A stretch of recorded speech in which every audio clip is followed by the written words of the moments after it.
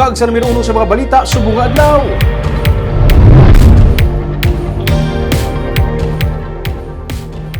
Good news para sa mga nagapangita sa trabaho.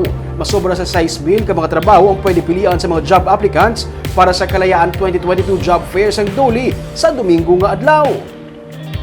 Sunod sa paburo sang Doli, Negros Occidental nga si Mary Agnes Capigon, 46 ka mga lokal nga kumpanya, kag 7 ka mga agencies ang magapakigbahin sa job fair nga pagahiwaton bilog nga adlaw sa SM City Event Center. Halos 5,000 ka mga bakante nga mga trabaho sa lokal kag masobra naman sa 1,000 ang sa luwas sang pungsod. Humalin sa call center agents, sales and technical support representatives, radio reporter, kag news writer, padulong sa driver kag housekeeper ang mga bakante nga trabaho sa lokal. Nurses kag skilled workers naman para sa luwasang pungsod. Mas labing ginahaylo sang Doli ang mga maparegister online agud to makasubmit na sang pormas kag mahatagan sang priority. May 1,800 na ka mga nakaparegister online.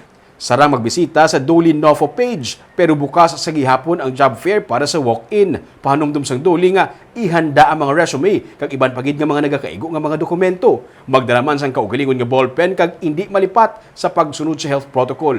May mga help desk man nga ipahamtang kung sa diin ang mga may luyag i-inquire ang pwede makapakig-angot kasubong sa SSS.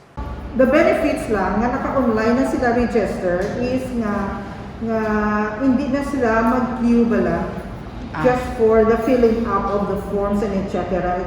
because sa online registration ara na dadira naka-fill up na sila da, and what they will do on Sunday na lang yan is dito sila malinya sa area wherein naka-online register na sila tagaan sa verification. At the end of the day, the bus that they can move before sa Manila, sir, no? 12 p.m. Yes, ang mga Highland spots, may araman ko tangan year hire. In year hire, you just need some interview and compliance with some requirement before being hired, no?